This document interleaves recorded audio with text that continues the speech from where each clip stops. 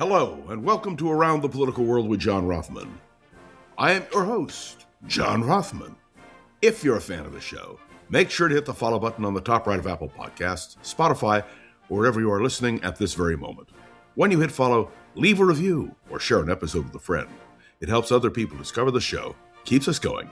As I like to point out each and every day, it expands our base. I want to open this morning on a personal note. I hear from many of you, and it's, of course, not an interactive program. It's not like being on the radio.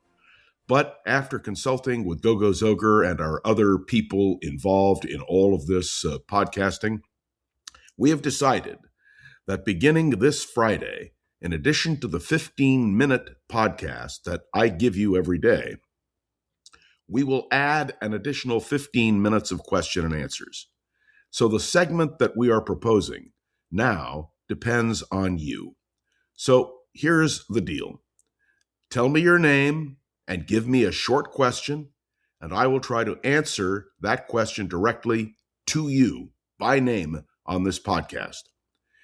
If it works, as we hope it will, then we will be able to expand in terms of our question and answer segments. And that at least creates the possibility of more interaction between yours truly and you, the listener. That's our goal. And I appreciate so many of you who stop me wherever I am and say, John, I've got a question for you. Well, now you will be able to pose that question. We'll indicate your name, we'll indicate the question, and I will answer. So on Fridays, beginning this Friday, you will have the opportunity to have a question and answer session. I want now to move directly to the subject of the day, and that has to do with shuffling the chairs on the Titanic. What you've heard in the last few hours is that Greg Bovino, the man who has been doing the interviews and spouting off, is being relieved of his current duties in Minneapolis. He's going back to California, where he will work on the southern border. Frankly, it's simply shuffling the chairs on the Titanic. And Kristi Noem, well, she's also being relieved, if you will. Oh, she gets to keep her job because Donald Trump is in this case, very loyal. But her assigned duty will be not what happens domestically, but rather what happens in terms of overseas. At least that's what we're told. And Tom Homan, who is highly regarded by many, is being shifted to Minneapolis in order to coordinate the activities on the ground in Minnesota. But I want to make something crystal clear this morning. The issue is not Kristi Noem. The issue is not Greg Bovino. The issue is not, Pete Hegseth, who, by the way, also will have additional responsibilities. The issue is Donald Trump. I want to make it clear. When one looks at an administration which has a policy, the policy maker is the one who is responsible. So that's why whatever they do with Bovino or Hegseth or Holman or anyone else makes little or no difference. This is a matter of Donald Trump and his policies. And I'll tell you what I'm afraid of. I'm afraid that people will let Donald Trump off the hook. He shouldn't be let off the hook. Am I making my position clear? Donald Trump is responsible for this chaos and for this absurd policy, which violates the Constitution, violates the Bill of Rights, and frankly, has created chaos and havoc in this country. And it's not just Minnesota that we're talking about. Talk to Mayor Bass in Los Angeles. Talk to people here in Northern California as we prepare for the Super Bowl and other major events. There is a concern about what is happening with ICE. And I want to be clear, I am not in favor of the abolition of ICE. What I am in favor of is the removal of those in positions to direct ICE to do the kinds of things they are doing. It's an interesting thing. Remember when the Internal Revenue Service was targeting people because in the Nixon administration you could be audited, and the answer was we didn't abolish the IRS, although some probably are thinking, well, what a great idea. What we did was to reform the way in which the administration, in those days the Nixon administration, could use the IRS. You couldn't use the IRS to go after your enemies. And let me assure you, the same thoughtful process should be used now with ICE. Let's not throw out the baby with the ice water. Oh, well, I'd throw that in. This is a clear case where there has to be change at the top. And by the top, I mean Donald Trump. We are seeing more and more Republicans who are now standing up to Trump. The most interesting to me was the case of a candidate for governor in Minnesota, a Republican nominee, who dropped out of the race because he couldn't defend what the administration is doing. Chris Madel gave up his race for governor, although he had a shot at perhaps being the nominee, because he said, I could not condone this. I have read about and I have spoken to help countless United States citizens who have been detained in Minnesota due to the color of their skin, Nadel said.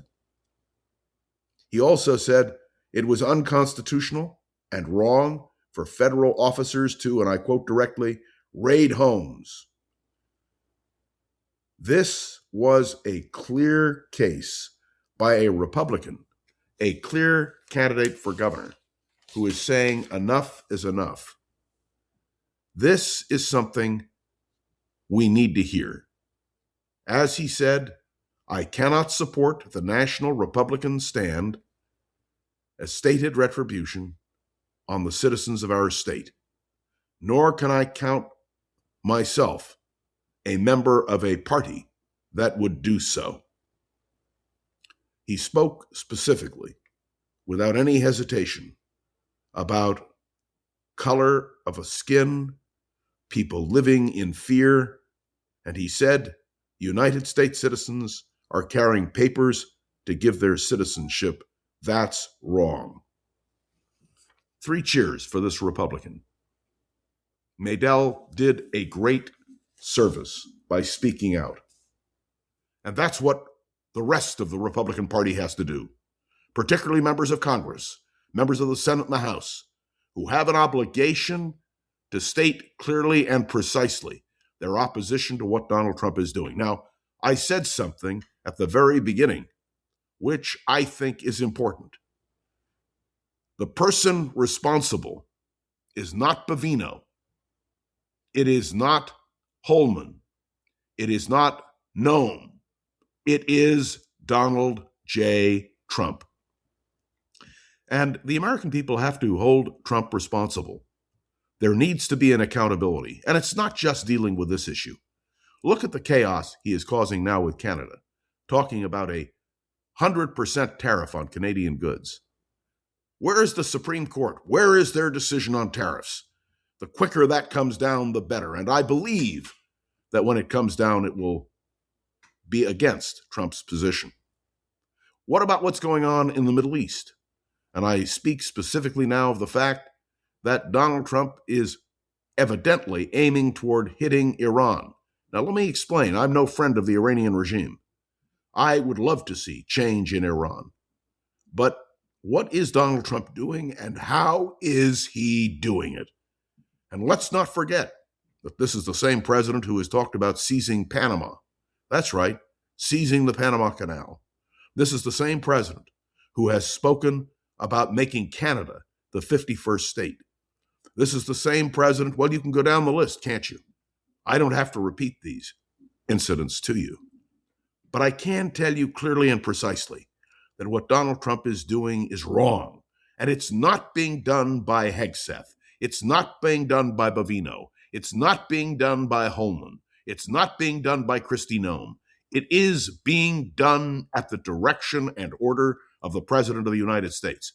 So this morning on this podcast, I am calling for the American people to call Donald Trump to order.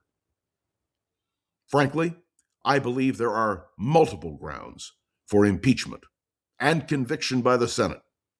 And please note the two are separate. In order for a president to be impeached, the House must vote the articles. It's basically an indictment.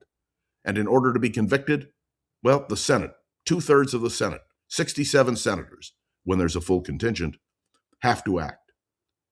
I believe that what Donald Trump has wrought is a disaster for the United States of America, pure and simple. Now, I want to say a word about J.D. Vance. You understand constitutionally that when the President of the United States leaves office for any reason, the Vice President succeeds. I am deeply concerned about the fact that J.D. Vance is number 2. That's right. And if you really stop and think about it, who is number 3 in line? The Speaker of the House of Representatives. And Speaker Johnson has certainly not lived up to what I consider to be the standard of a person who should be considered for the presidency. I'm raising these points because many of you have asked questions of me about the Constitution. From the 25th Amendment to the role of the Vice President, many of these questions have been raised, and I've tried to answer some of them during the course of this podcast and others. Let me explain that there are only 2 vehicles today which can in any way impede what Donald Trump is doing: the court and the Congress. Those are the 2 vehicles we have. One other quick observation is there can be pressure brought, and the National Rifle Association is a great example. Donald Trump has cozied up to them since the very beginning of his political career. And now the National Rifle Association is raising questions about what happened in Minnesota. Alex Preddy was a gun owner. He had the permits. And now that question is before the House. And, well, we are watching the administration squirm. Look, I am just one voice, but what I'm seeing is horrific, and it needs to be addressed. I began this podcast by suggesting to you that we now do 15 minutes, and we do. And I suggested to you that beginning Friday, we will answer your questions. You submit them, and we'll tell you how at the end of the podcast, as we always do. Your job is to send the questions, and my job will be to answer them succinctly and using your name. We're not going to make anything up. It requires your involvement. And my regret is that we can't have open lines like we do on the radio. But have no fear. One of these days, we will do that as well. So, here is your assignment. Beginning this Friday, write down your name, write down your question, send it to us, and you can do that by clicking any of the links to the show notes, and that way you connect with me on social media, and that way you can pose a question. It is our hope that by doing this, we will increase listener involvement, grow this podcast, and make sure that our advertisers are happy as well. All of those things depend on you. I realize this is a new medium, and we're all sort of getting used to it. The idea of interactive podcasts, well, I think it's the beginning of something special and something new. So, your name, your question, and submit it. It can have to do with any topic that you would like, although your direct response to my podcasts would be appreciated. So thanks for tuning in to another episode of Around the Political World with John Rothman. As I've said, I want to hear your thoughts. You can write me a review on Apple Podcasts, drop a comment on YouTube or Spotify, click any of the links to the show notes to connect with me on social media, and do submit your questions. Remember to share this episode with a friend or colleague so we can continue to grow and expand. which is, of course, our goal. This show has been getting so much positive attention that we're appreciative of all the advertising support. And that advertising support helps us to create more opportunities for around the political world. And so your engagement is important. And I want to say a word of thanks to Gogo Zoger, the wonderful producer of this program. Gogo is an integral part of all this. She will be compiling the questions and submitting them to me. Remember, we'll do that after the 15-minute regular podcast on Friday.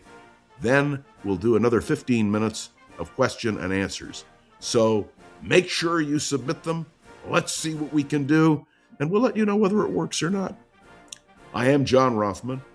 You are listening to Around the Political World with John Rothman, and I will see you tomorrow. Who knows where the world will be, but you and I will be right here. See you then. If you like the show, please take a moment to rate, review, and subscribe. It really does help the show to grow. Thank you for listening.